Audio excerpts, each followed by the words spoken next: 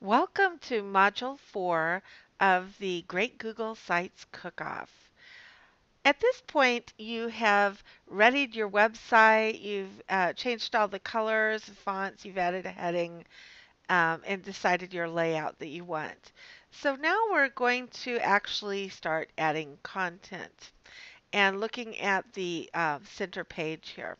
So in your Edit menu, we'll start here.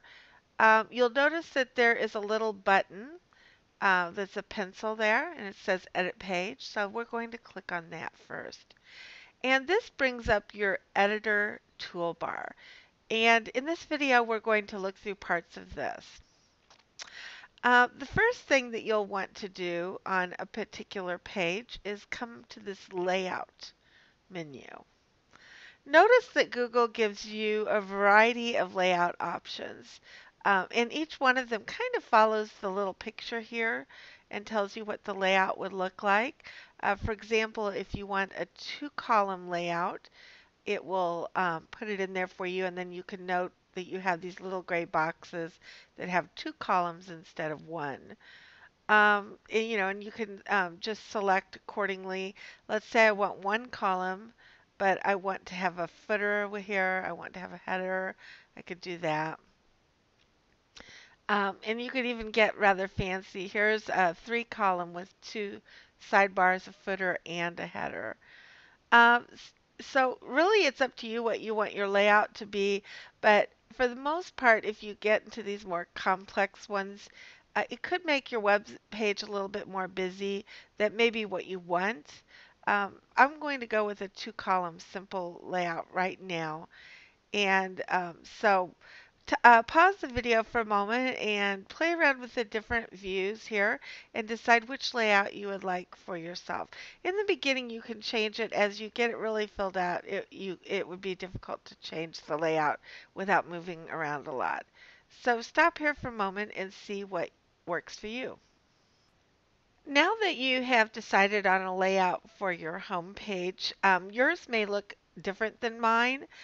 For the purpose of training, for example, I have uh, elected to keep this sidebar navigation as well as doing the horizontal navigation, but you may not have all of that in yours. But many things will be the same. So the next thing I want to look at is adding text, and I've started to add some text here.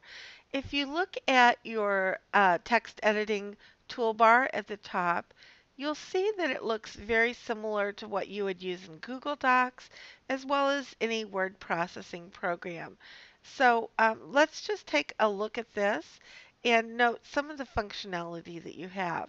The first one I want to show you is that you have text, what they call normal, and then there's several other varieties of it there.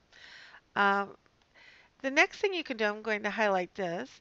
You can select a different size font. You can up that or lower that accordingly by highlighting it. You can also have several other options which I think are similar for you or familiar for you. Here's the option to boldface text. And let's say I want to italicize this, I can do it as well. You also have underscore options, and you have options for text color.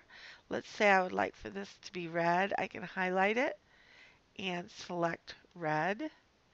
Let's say I wanted to do some background color for it. I can do that as well. And so that changes that. We'll skip link for just a moment here, but notice that you also have two bullet point options, one for numbers, one for the bullet points themselves. And here you can indent to the right or the left, either one.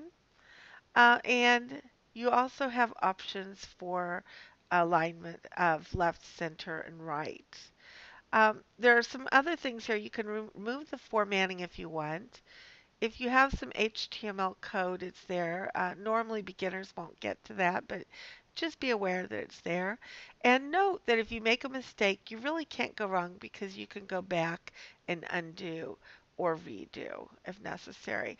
So Pause, and it's important as you do a little bit of work. Notice that it is saving drafts of your work, but at certain points it's good to just stop and save so you don't lose any options or anything that you've done.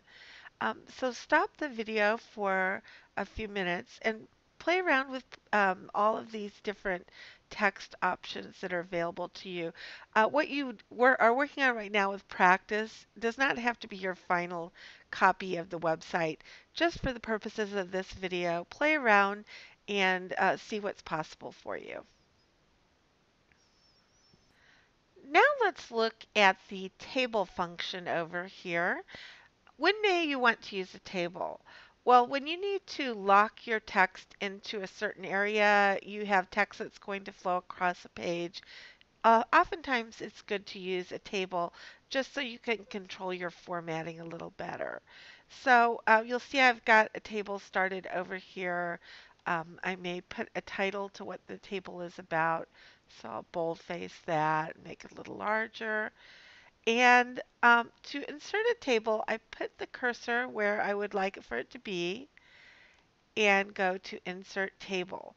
And notice over here it gives you a mock-up of the table and you can decide how many rows across and columns that you want for your table.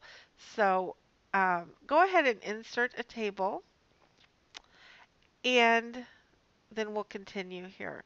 Notice that for this table, I have just book club schedule. Let's say you have a large book club that meets several times during the week at different times. Um, in this table, I've put days of the week and groups going across. But let's look at some options that you have for the table. You can do all of the same word processing that we just learned. You can, change fonts and size and so on. Let's say that decide that you need to add a row or a column. You could do that. Going back to Insert Table, you can insert a row below, a row above, column to the left and column to the right. Notice that if you make a mistake, you can delete the entire table. You can delete a row or you can delete a column. So those are fairly familiar functionality for you. But notice that you can also click on a particular cell and drag it if you need for it to be larger, fill the page, or so on. It will automatically expand as you add text, but sometimes you want it to go across the page, and you can do that. And this makes it quite easy for you. So let's stop here for a moment and let you play around with all of the table functions that you can use with Google Sites. Next, let's look at the format options. We won't spend much time on this, but be aware that they are here. You have options for adding headings, subheadings, minor headings, and you won't very often use things like the strike through and the superscript and subscript, but just be aware that they are there in case you do need them. Now let's move over to the Insert menu. And there are many options for insertions here, but we won't take a look at all of them. Let's take a look at some of them that will be most useful for you right now. One that you'll definitely want to use is Insert Image. So let's take a look at that one. As you say Insert Image, it will bring up several choices for you. You can look at your uploaded images, your web address if you have an image that's out there and has a URL associated with it, or you can choose a file that is on your computer already. Um, Many times it's convenient to already edit or resize your photo before bringing it in just to get it to be on the safe side with it. But you also have some options when you bring it in. So I know that this one is selected because it has the yellow around it. And I've placed the cursor where I would like for it to be inserted. This brings up the image toolbar, and notice that I have some options here. Google automatically assigns the image a link, but you can change that. When might you want to change that? You may want to change that if you want that image to serve as a button, and when people click on it, it can go to another page in your website, or this may be an image, for example, of one of our online databases where you want them to click on it and go directly to it. If so, you can select change. And you can give it text to display to go to the URL. You can also select to open the link in a new window if you want people to still have your website in the background. If you lose your toolbar, just click on it and it comes again. You also have the option to align it different ways, and you can make it a little bit bigger or smaller. That's small, medium, large. Notice as you make it larger, it loses the crispness of the image, so you can also go back to the original. You also have choices to be able to wrap text around it or have text not wrap around. If you decide you don't want the image, you can just select remove. So play around with adding an image to your website. Now let's look at another important skill that you need for Google Sites. Let's look at insert links. When you insert links, it will bring up this interface for you. And notice that you have several options here. You can link to another page within your website, or you can link to a script. That is something you probably won't want to use. You'll probably want to normally use a link to a web address.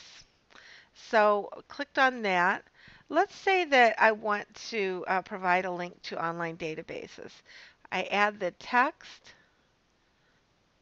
that I want to include, and then I paste the link to our list of online databases. Normally, I select open this link in a new window, especially if it's going out to the internet, because I want my own website to stay open in the background. Then you just select OK and save. It will not work until you have selected save. Always check your links to see if they work. So I'm going to click on it. And yes, indeed, it does bring up the link to the online databases. As a librarian, you may want to just link out to specific databases that are available instead of all of them at once. So that's really up to you. There's only one more thing that we'll look at right now in Module 4. And just going to move the cursor there. As you get long lists of things, sometimes you may want to provide a break in them. So notice that you have a horizontal line that you can add there, just as a very pale colored line, and you can use that to visually break up items on the page. We won't look at the table of contents right now or subpage listing. Those are available if you have many things on a page that you may want to look at. In our next module, we'll start to look at the gadgets and other things that you can insert on the page, as well as other types of pages. So enjoy the Google Cook-Off and get a good start on your website. Thank you.